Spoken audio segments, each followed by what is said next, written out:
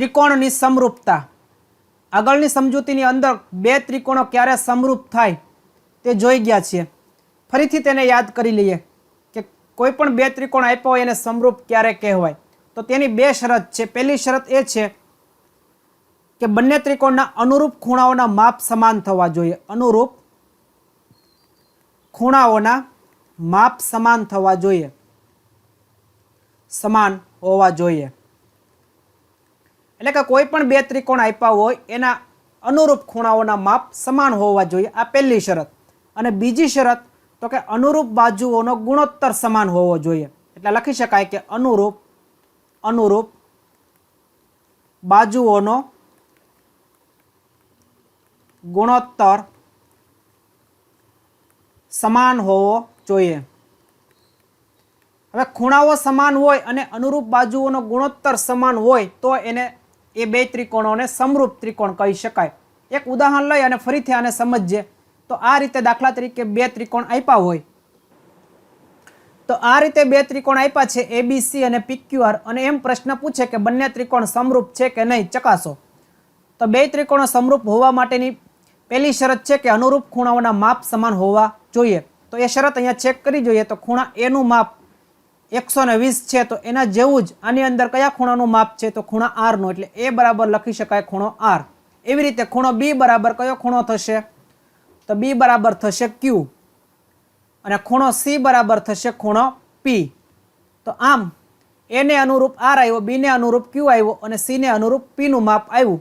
તો આ અનુરૂપ ખૂણાઓને આધારે એની સંગતતા કઈ લખી શકાય, તો સંગતતા ABC એ કોને સંગત થશે સરખી, તો R Q P ને સંગત થશે.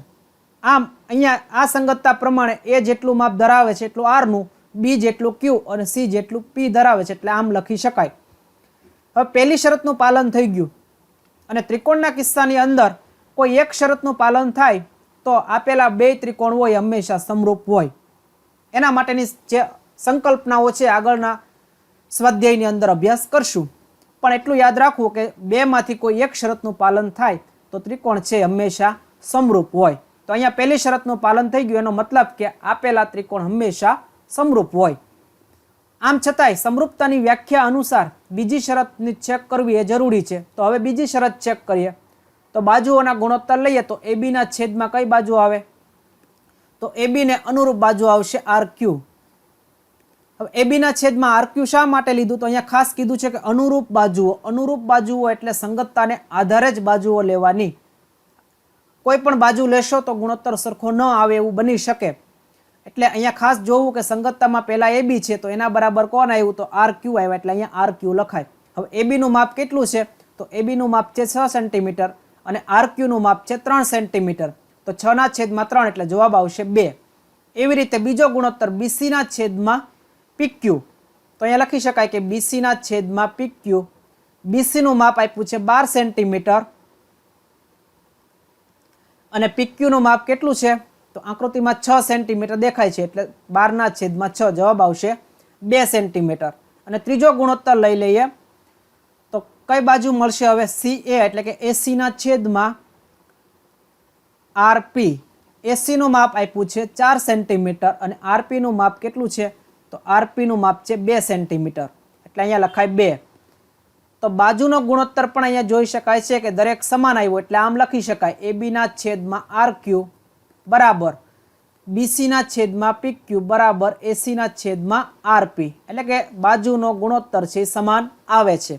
આમ સમરૂપતાની બે શરતનું પાલન થાય છે, એટલે આપેલા બે ત્રિકોણો છે એ સમરૂપ છે. ત્રિકોણની સમરૂપતા વિશે અભ્યાસ કરી ગયા. હવે આગળનો ટોપિક છે પ્રમેય 6.1 કે જેને સમપ્રમાણતાનું મૂળભૂત પ્રમેય અથવા તો થેલ્સના પ્રમેય તરીકે ઓળખવામાં આવે છે. આ પ્રમેયનું વાક્ય અહીંયા સમજવાનું છે. એની સાબિતી એ આગળના વિડીયોમાં આપણે જોશું. અહીંયા માત્ર આ વાક્ય શું કહેવા માંગે છે, એટલે કે પ્રમેય શું કહેવા માંગે છે એ સમજવાનું છે. કારણ કે આગળના જે દાખલા છે સ્વાધ્યાય 6.2 ના એ આ પ્રમેય આધારિત છે. તો અહીંયા એમ કહે છે કે જો ત્રિકોણની કોઈ એક બાજુને સમાંતર દોરેલી રેખા બાકીની બે બાજુઓને ભિન્ન બિંદુઓમાં છેદે તો તે બાજુઓ પર કપાતા રેખાખંડો તે બાજુઓનું સમપ્રમાણમાં વિભાજન કરે છે. તો અહીંયા એક ત્રિકોણ આપ્યો છે, તો આપણે એક ત્રિકોણ લઈ લઈએ, દાખલા તરીકે ત્રિકોણ ABC, અને એમાં BC ને સમાંતર રેખા L છે, એટલે આમ લખી શકાય કે રેખા L એ સમાંતર છે BC ને. તો ત્રિકોણની કોઈ એક બાજુ તો BC ને સમાંતર રેખા L લઈ લીધી, અને રેખા L એ BC સિવાયની બાજુઓ પર ભિન્ન બિંદુઓમાં છેદે છે. એ બિંદુઓના નામ આપી દઈએ P અને Q. તો આકૃતિ પરથી જોઈ શકાય છે કે ત્રિકોણ ABC ની BC બાજુને સમાંતર રેખા L એ AB અને AC બાજુને P અને Q બિંદુમાં છેદે છે. તો તે બાજુઓ પર કપાતા રેખાખંડો, હવે કયા કયા રેખાખંડો કપાઈ જાય છે આ બાજુઓ પર? તો એક રેખાખંડ કપાય છે AP અને બીજો રેખાખંડ કપાય છે PB. એવી રીતે એક Q અને બીજો થશે QC. આમ જે રેખાખંડો કપાઈ જાય તે બાજુઓનું સમપ્રમાણમાં વિભાજન કરે. સમપ્રમાણમાં એટલે જો આ રેખાખંડોનો ગુણોત્તર લઈએ તો એ ગુણોત્તર છે એ હંમેશા સમાન આવે. એટલે આ રીતે AP ના છેદમાં PB લઈએ અને ગણતરી કરીએ તો તેનો જે જવાબ આવે તે જ જવાબ હંમેશા AQ ના છેદમાં QC નો આવે. તો પ્રમેય 6.1 છે એ આવું કહેવા માંગે છે કે કોઈ પણ ત્રિકોણની અંદર કોઈ એક બાજુને સમાંતર જો કોઈ એક રેખા લઈએ તો એની સિવાયની જે બાજુ છે એમાં જે રેખાખંડો બને એનો ગુણોત્તર એ હંમેશા સમાન હોય, એટલે કે સમપ્રમાણમાં વિભાજન કરે. તો આ પ્રમેય 6.1 છે. હવે આગળનો પ્રમેય 6.2 જોઈએ. પ્રમેય 6.2 પ્રમેય આ રીતે છે કે જો કોઈ રેખા એ ત્રિકોણની બે બાજુઓનું સમાન ગુણોત્તરમાં વિભાજન કરે તો તે રેખા એ ત્રીજી બાજુને સમાંતર હોય. એટલે કે પ્રમેય જે 6.1 છે એનો પ્રતિપ્રમેય છે, એનાથી બિલકુલ ઉલટી વાત કરવામાં આવી છે. પ્રમેય 1 માં આપણે શું જોયું? તો એની અંદર એમ કીધું કે કોઈ ત્રિકોણ હોય અને એક બાજુને સમાંતર જો કોઈ રેખા દોરીએ તો એ રેખા એ સમાન ગુણોત્તરમાં બાજુઓનું વિભાજન કરે. અને અહીંયા એમ કીધું કે જો કોઈ રેખા એ સમાન ગુણોત્તરમાં વિભાજન કરતી હોય તો એ રેખા છે એ એની સિવાયની બાજુને સમાંતર હોય. ટૂંકમાં એકબીજાના પ્રતિપ્રમેય છે. હવે આ બે પ્રમેયનો ઉપયોગ કરી અને ઉદાહરણના દાખલા ગણીએ. ઉદાહરણ 1. જો કોઈ એક રેખા એ ત્રિકોણ ABC ની બાજુઓ AB અને AC ને અનુક્રમે D અને E માં છેદે છે. અહીંયા આકૃતિમાં જોઈ શકાય છે કે ત્રિકોણ ABC માં આ એક રેખા છે DE, AB ને D બિંદુમાં અને AC ને E બિંદુમાં છેદે છે તથા BC ને સમાંતર છે. એટલે આ BC જે બાજુ છે એને સમાંતર આ રેખા છે. તો સાબિત કરો કે AD ના છેદમાં AB બરાબર AE ના છેદમાં AC. તો અહીંયા શું આપ્યું છે? સૌ પ્રથમ તો આ જે રેખા છે એ સમાંતર છે BC બાજુને, અને સાબિત એમ કરવાનું છે કે AD ના છેદમાં AB, એટલે કે આખો જે આ રેખાખંડ છે AD એના છેદમાં AB આવવો જોઈએ, અને એવી રીતે AE ના છેદમાં AC. તો પ્રમેય 6.1 નો ઉપયોગ કરવાનો છે, સમપ્રમાણતાનો મૂળભૂત પ્રમેય. તો એ પ્રમેયની અંદર જોઈ ગયા હતા કે ત્રિકોણ હોય અને કોઈ બાજુને સમાંતર કોઈ રેખા જો એનું વિભાજન કરતી હોય રેખાખંડનું તો એના ગુણોત્તર હોય સમાન થતા હોય. એ કન્ડિશનનો ઉપયોગ કરી અને સાબિત કરવાનું છે. તો સૌપ્રથમ અહીં લખી શકાય કે અહીં રેખા DE એ સમાંતર છે ત્રિકોણની કઈ બાજુને? તો BC ને આપેલ છે. એટલે કે આ જે રેખા છે એ BC બાજુને સમાંતર છે, અને BC બાજુને સમાંતર હોય તો પ્રમેય 6.1 પ્રમાણે જે રેખાખંડના ટુકડા થાય એનો ગુણોત્તર હોય એ સમાન થાય. એટલે અહીંયા લખી શકાય કે માટે AD ના છેદમાં DB બરાબર એવી રીતે AE ના છેદમાં EC. અહીંયા લખવાનું કારણ પ્રમેય 6.1. તો પ્રમેય 6.1 પ્રમાણે આના છેદમાં આ અને AE ના છેદમાં EC લખી શકાય. હવે જે આ સમીકરણ આવ્યું એના અંશ અને છેદ ઉલટાવી દઈએ બંને બાજુ, તો ગણિતની અંદર બરાબરની બે બાજુ સરખી ક્રિયા કરી શકાય. એટલે આને આમ પણ લખી શકાય કે DB ના છેદમાં AD બરાબર EC ના છેદમાં AE. આમ પણ લખી શકાય. ગણિતની અંદર બે બાજુ એક એક ઉમેરીએ તો પણ કાંઈ વાંધો નથી, જવાબમાં કાંઈ ફેર પડે નહીં. એટલે આની કિંમતમાં એક ઉમેરીએ, આની કિંમતમાં એક ઉમેરીએ, તો આમ લખી શકાય કે DB ના છેદમાં AD વત્તા 1 બરાબર EC ના છેદમાં AE વત્તા 1, બે બાજુ 1 1 ઉમેર્યું. લસા લઈએ તો એક સાથે એડીનો ગુણાકાર થાય તો આમ લખી શકાય કે ડીબી વત્તા એડી છેદમાં એડી બરાબર ઈસી વત્તા એઈ છેદમાં એઈ આમ લખી શકાય.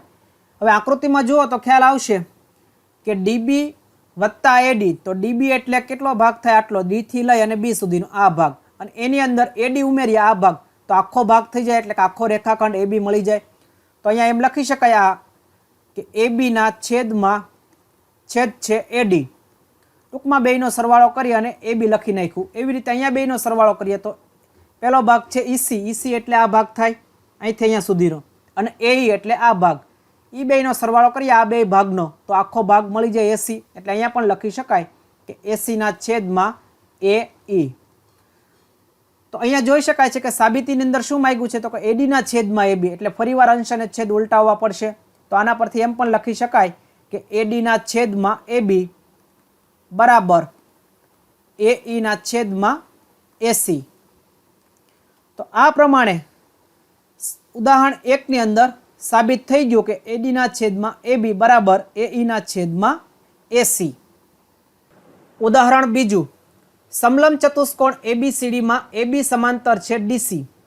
અહીંયા સમલંબ ચતુષ્કોણ આપ્યો છે, તો સમલંબ ચતુષ્કોણ કોને કહેવાય? તો જે ચતુષ્કોણની અંદર કોઈ પણ બે બાજુ સમાંતર હોય અને બાકીની બે બાજુ સમાંતર ન હોય તો તેને સમલંબ ચતુષ્કોણ કહેવાય. તો એવા પ્રકારનો એક અહીંયા ચતુષ્કોણ એબીસીડી આપેલો છે, અને એની અંદર કઈ બાજુ સમાંતર કીધી? તો એબી સમાંતર છે ડીસી. તથા બિંદુઓ ઈ અને એફ અનુક્રમે તેની સમાંતર ન હોય તેવી બાજુઓ એડી અને બીસી પર એવા છે કે જેથી રેખાખંડ ઈ એફ છે એ સમાંતર કોને થાય છે? એબીને.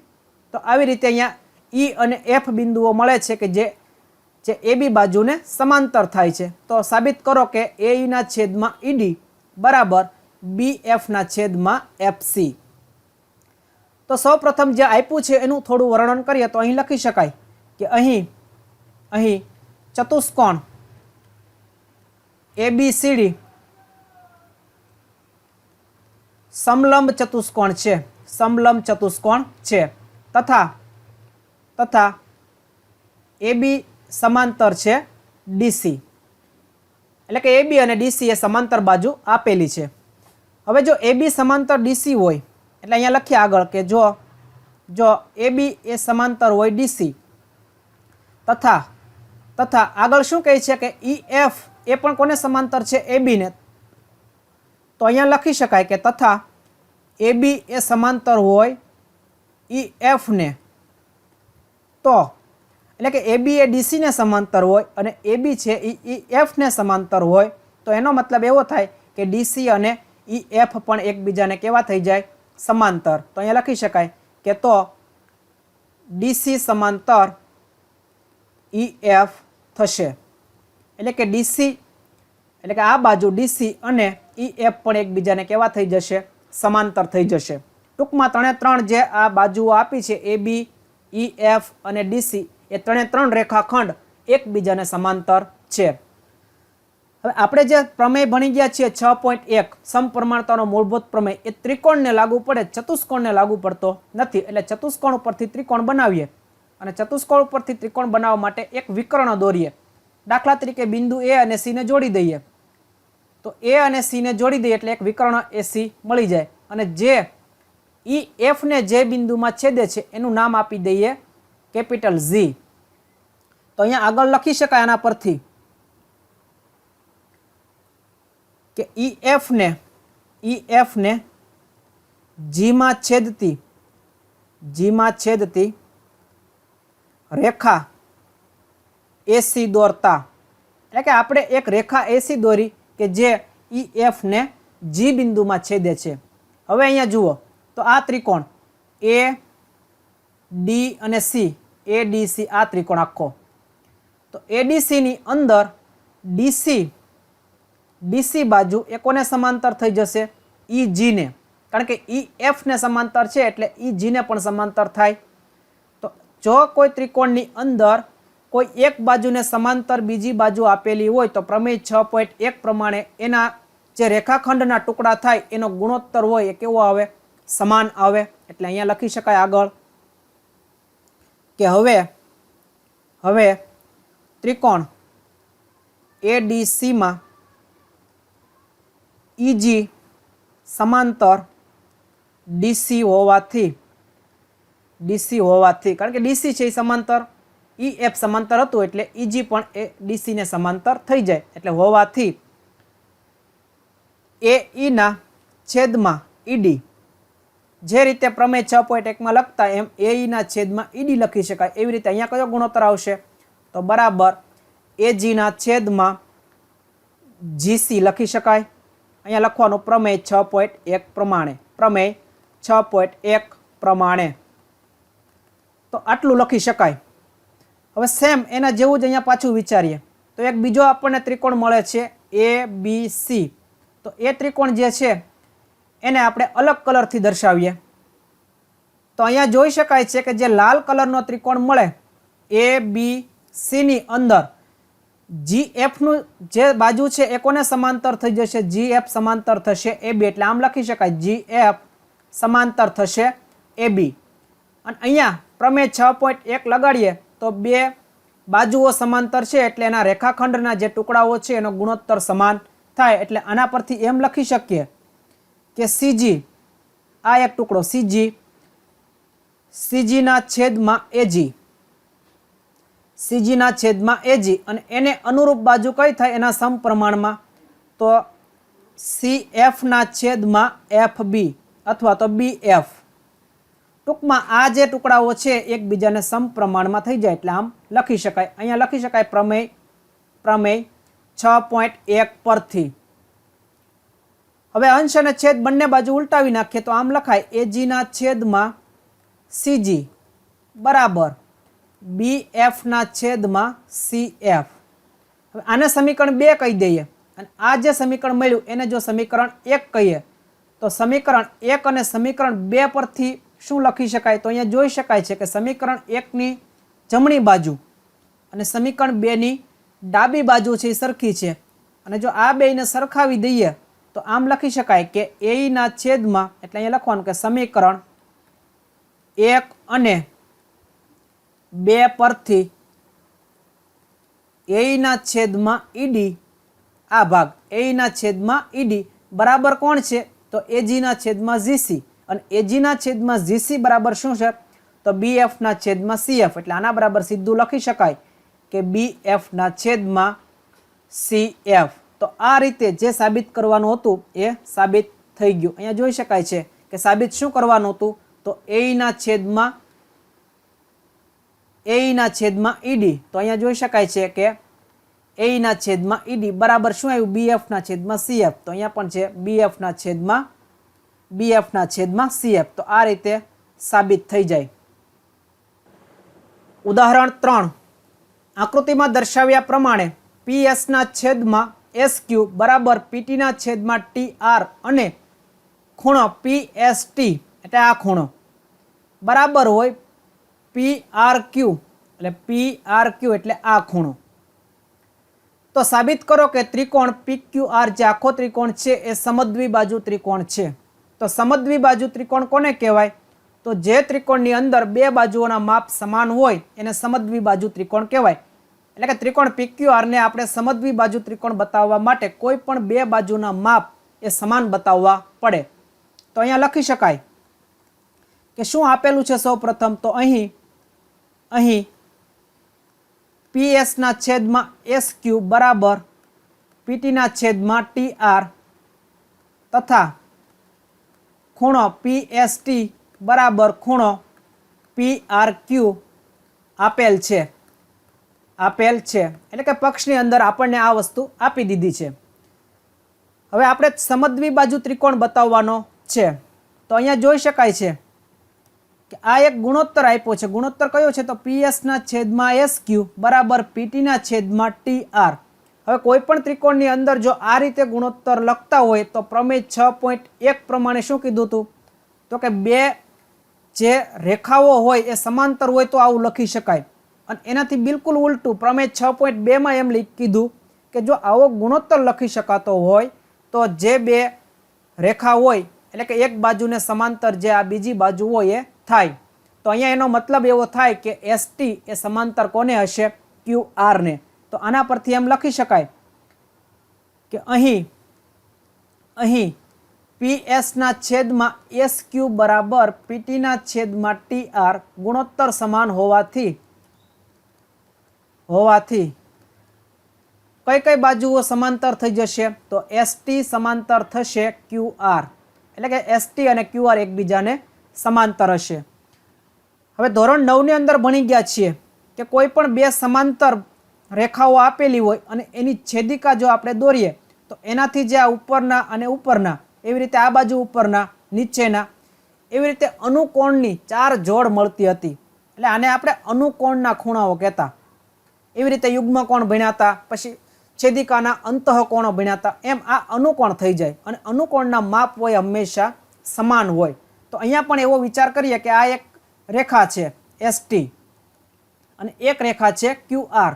તો આ એની એક છેદિકા થઈ જશે PQ અને છેદિકાથી બનતા આ બે ખૂણા અનુકોણ થાય. તો એનો મતલબ કે PST અને PQR એના માપ આ પ્રમાણે કેવા થઈ જાય? સમાન. તો અહીંયા લખી શકાય માટે ખૂણા PST બરાબર હશે PQR. અહીંયા કૌંસમાં લખવાનું કે અનુકોણ. અને સમીકરણ 1 કહી દઈએ કે આ ખૂણા છે એ સરખા થઈ ગયા. તથા આપણને એક ખૂણાની જોડ સરખી આપેલી છે તો એમ લખી શકાય કે તથા ખૂણા PST બરાબર કયા ખૂણા આપેલા છે? PRQ. અહીંયા લખવાનું પક્ષ. સમીકરણ નંબર 2. તો સમીકરણ 1 અને સમીકરણ 2 માં તમે જુઓ તો ડાબી બાજુના ખૂણા સરખા છે. તો એનો મતલબ કે જમણી બાજુના સરખા થઈ જાય. તો અહીંયા લખવાનું કે સમીકરણ 1 અને 2 પરથી ખૂણો PQR બરાબર થશે ખૂણો PRQ. તો સાબિત શું કરવાનું હતું? તો સાબિતીની અંદર સમદ્વિ બાજુ ત્રિકોણ સાબિત કરવાના છે. અને અહીંયા આપણને શું મળ્યું? તો ખૂણા મળ્યા PQR બરાબર ખૂણા PRQ. હવે ધોરણ 9 ની અંદર એવું ભણી ગયા છે કે સરખા ખૂણા હોય તો એની સામેના ખૂણા હોય, એની સામેની બાજુ હોય એ પણ કેવી હોય? સરખી હોય. એટલે કે સમાન માપના ખૂણાની સામેની બાજુ સમાન માપની હોય. તો અહીંયા ખૂણો છે PQR બરાબર PRQ. તો આકૃતિમાં જોઈ શકાય કે PQR એટલે કયો ખૂણો? તો PQR એટલે આ ખૂણો થશે આ. અને બીજો ખૂણો છે PRQ. તો PRQ એટલે આકૃતિમાં જોઈ શકાય કે આ ખૂણો. તો આ બે ખૂણા જે છોકડી કરી છે એ બે ખૂણા સમાન હોય તો એની સામેની બાજુ પણ સમાન થઈ જાય. તો આ છોકડી એટલે કે PQR ની સામેની બાજુ થશે PR અને આની સામેની બાજુ થશે PQ. એ પણ બાજુ કેવી થઈ જાય? સમાન. અને ત્રિકોણની અંદર બે બાજુ સમાન તો એ ત્રિકોણને કેવો કહેવાય?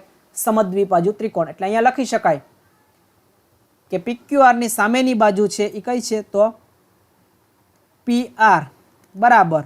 અને અહીંયા કઈ બાજુ આવશે? PQ. અહીંયા લખવાનું કૌંસમાં કે સમાન માપના ખૂણાની સામેની બાજુ સમાન હોય. અને એટલા માટે બે બાજુ સમાન થઈ ગઈ તો આપેલો ત્રિકોણ છે સમદ્વિબાજુ ત્રિકોણ થઈ ગયો. એટલે અહીંયા લખી શકાય કે માટે ત્રિકોણ PQR એ સમદ્વિબાજુ ત્રિકોણ છે.